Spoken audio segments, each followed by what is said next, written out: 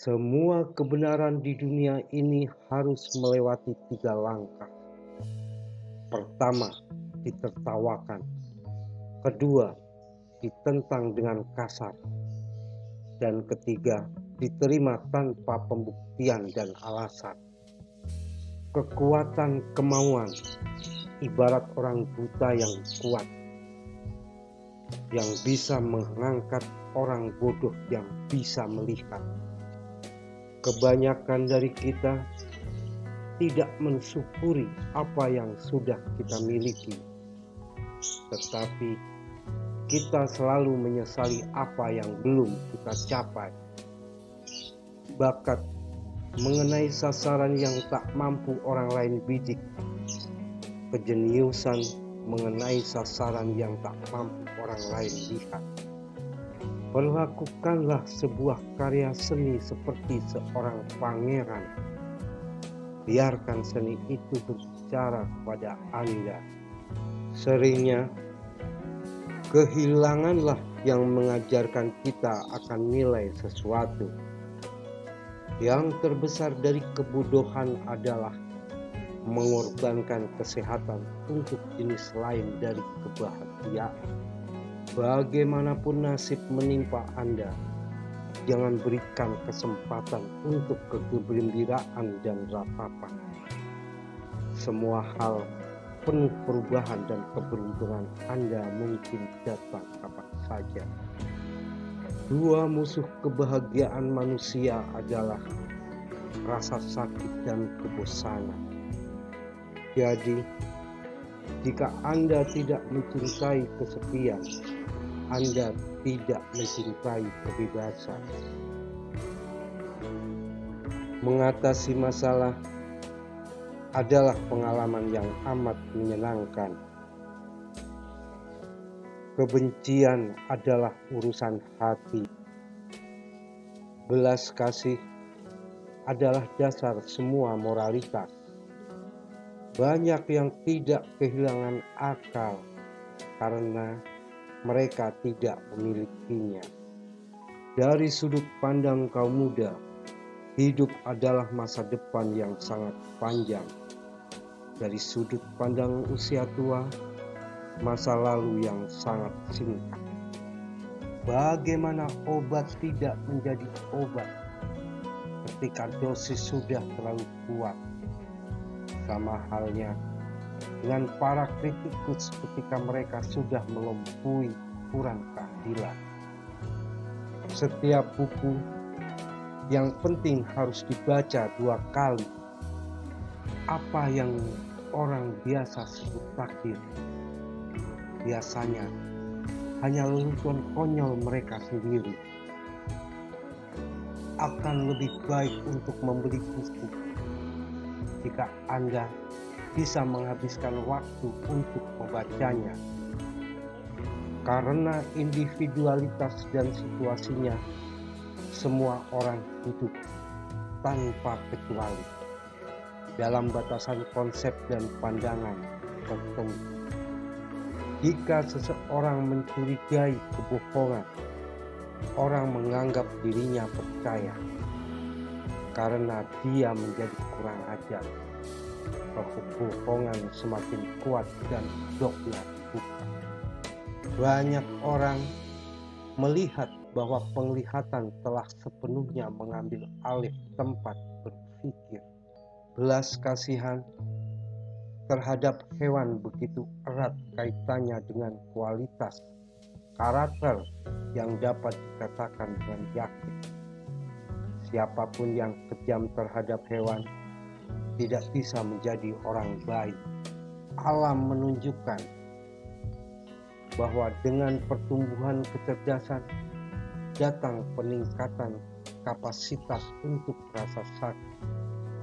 Dan hanya dengan tingkat kecerdasan tertinggi, penderitaan mencapai titik tertinggi adalah keuntungan yang jelas untuk mengorbankan kesenangan untuk menghindari rasa sakit.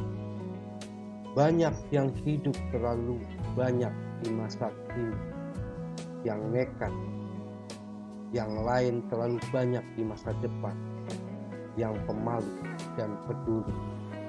Kami menghabiskan hari-hari indah kami tanpa memperhatikan mereka. Hanya ketika yang terburuk datang, kami berharap mereka kembali.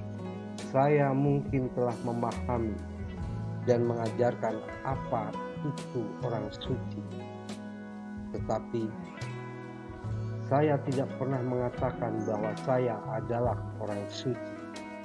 Seorang pria bisa menjadi dirinya sendiri hanya selama dia sendirian.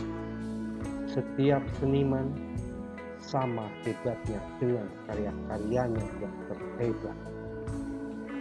Untuk menempatkan terlalu banyak nilai pada pendapat orang lain adalah kegilaan umum. Dengan kemampuan, orang yang terbatas kesopanan hanyalah kejujuran. Tetapi dengan mereka yang memiliki bakat besar, itu adalah kemunafikan. Kehormatan adalah suara hati bagian luar, dan suara hati adalah kehormatan batin. Orang kekayaan dan yang disebut kelas atas paling menderita karena kebosanan. Uang itu seperti air laut. Semakin banyak Anda minum, semakin haus Anda. Ide hidup pertama kita umumnya diambil dari fiksi, bukan fakta.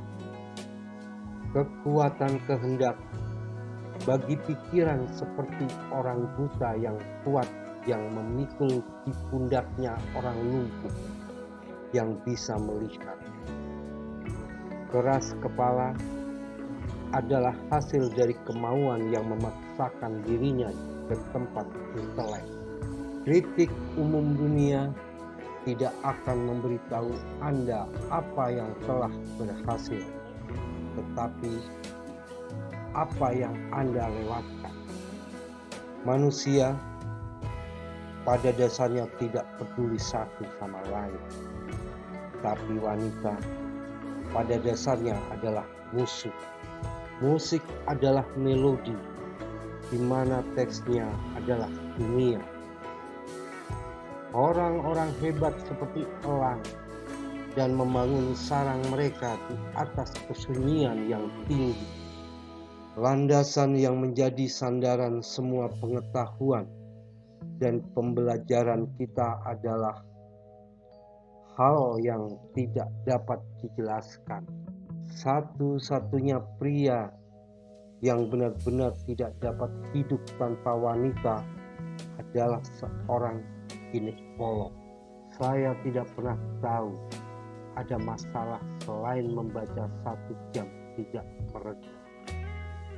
Sebagaimana perpustakaan terbesar yang tertata dengan huruf tidak begitu berguna seperti perpustakaan yang sangat modern yang ditata dengan baik.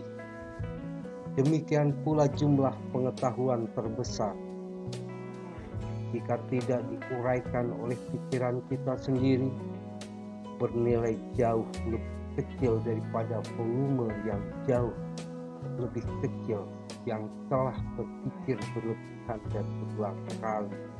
Setelah kematian Anda akan menjadi diri Anda sebelum kelahiran Anda. Siapapun yang hidup dalam kekacauan bisnis atau kesenangan tanpa pernah membuat masa lalunya sendiri kehilangan kesabarannya. Tahun-tahun penutupan kehidupan seperti akhir dari pesta topeng. Ketika topeng-topeng itu dijatuhkan, tidak ada yang bisa melampaui individualitas mereka sendiri. Tidak ada yang bisa melihat diri mereka sendiri. Maksud saya ini, setiap orang hanya melihat sebanyak dirinya di pihak lain. Uang adalah kebahagiaan manusia secara abstrak. Dia kemudian yang tidak lagi mampu menikmati kebahagiaan manusia secara konkret, mencurahkan hatinya sepenuhnya pada uang. Waktu adalah saat segala sesuatu berlalu. Perlakukanlah sebuah karya seni seperti seorang pangeran. Biarkan itu berbicara kepada Anda terlebih dahulu. Prestasi terbesar dari pikiran manusia umumnya diterima dengan ketidakkepercayaan. Sebuah bukti hebat dari subjektivitas menyediakan manusia disediakan oleh astrologi yang menghubungkan jalannya tubuh kosmis yang agung dengan semangat diri.